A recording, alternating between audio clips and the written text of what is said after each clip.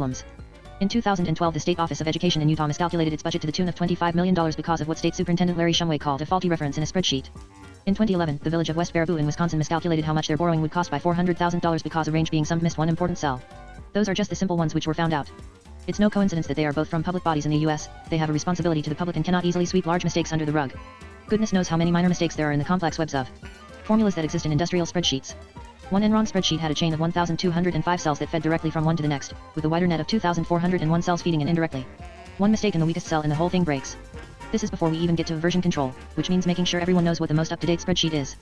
Of the 68,979 Enron emails about spreadsheets, 14,084 were about what version of a spreadsheet people were using. And here is a real-world example of that going wrong. In 2011, Kern County in California forgot to ask a company for $12 million tax because they used the wrong version of a spreadsheet, missing $1.26 billion worth of oil and gas producing property. Excel is great at doing a lot of calculations at once and crunching some medium-sized data. But when it is used to perform large, complex calculations across a wide range of data, it is simply too opaque in how the calculations are made. Tracking back and error-checking calculations becomes a long, tedious task in a spreadsheet. It's arguable that almost all my examples stem from when a more appropriate system has been overlooked in favor of Excel, which is, let's face it, cheap and readily available. A final warning from finance. In 2012, JP Morgan Chase lost a bunch of money. It's difficult to get a hard figure, but the agreement seems to be that it was around $6 billion. As is often the case in modern finance, there are a lot of complicated aspects to how the trading was done and structured, none of which I claim to understand. But the chain of mistakes featured some serious spreadsheet abuse, including the calculation of how big the risk was and how losses were being tracked. A value at risk, aka VAR, calculation gives traders a sense of how big the current risk is and limits what sorts of trades are allowed within the company's risk policies. But when that risk is underestimated and the market takes a turn for the worse, a lot of money can be lost. Amazingly, one specific value at risk calculation was being done in a series of Excel spreadsheets with values having to be manually copied between them.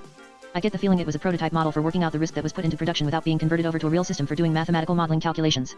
And enough errors accumulated in the spreadsheets to underestimate the VAR. An overestimation of risk would have meant that more money was kept safe than should have been, and because it was limiting trades it would have caused someone to investigate what was going on. An underestimation of VAR silently let people keep risking more and more money. But surely these losses would be noticed by someone. The traders regularly gave their portfolio positions marks to indicate how well or badly they were doing. As they would be biased to underplay anything that was going wrong, the Valuation Control Group, VCG, was there to keep an eye on the marks and compare them to the rest of the market. Except they did this with spreadsheets featuring some serious mathematical and methodological errors. It got so bad an employee started their own ghost spreadsheet to try and track the actual profits and losses.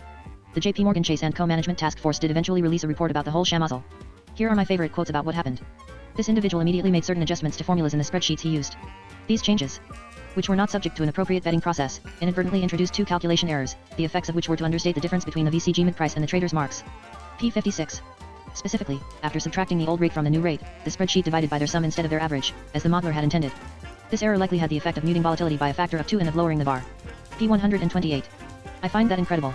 Billions of dollars were lost in part because someone added two numbers together instead of averaging them. A spreadsheet has all the outward appearances of making it look as if serious and rigorous calculations have taken place. But they're only as trustworthy as the formulas below the surface. Collecting and crunching data can be more complicated, and more costly, than people expect. 4. Out of shape. The geometry of the football on UK street signs is wrong. It may seem inconsequential, but it really bugs me. If you look at the classic football design, you will find 20 white hexagons and 12 black pentagons. But on the UK street signs for a football stadium the ball is made entirely of hexagons. No pentagons. The dark pentagons have been replaced by hexagons. Whoever designed it must not have bothered to look at a real football. So I wrote to the government. Or, more specifically, I started a UK parliamentary petition. This is an official type of petition which you need to apply for but which guarantees a response from the government if you get 10,000 signatures. My first application was unsuccessful because the petition committee said, and I quote, "We think you are probably joking." I had to write back to argue my case. I was serious about accurate geometry. Eventually, the UK government agreed that I'm not funny and allowed the petition. It turns out I was not the only person annoyed by the incorrect football on UK traffic signs. The petition was featured in several national newspapers and on radio stations. I'd never appeared in the BBC News sports section before. I was invited onto different sports-based programs, where I spent a lot of time saying things like, a pentagon has 5 sides, but if you look at the signs, all of the shapes are hexagons, with 6 sides. I was basically making the argument that 5 is a different number to 6. Did I mention that I hold a position at learned institution Queen Mary University of London as their public engagement in mathematics fellow? They must be so proud.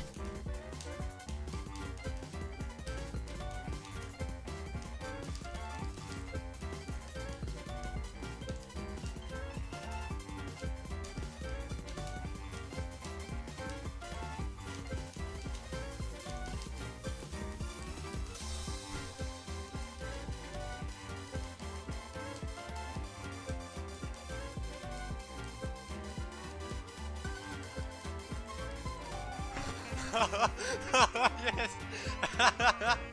Oh purée. Yes.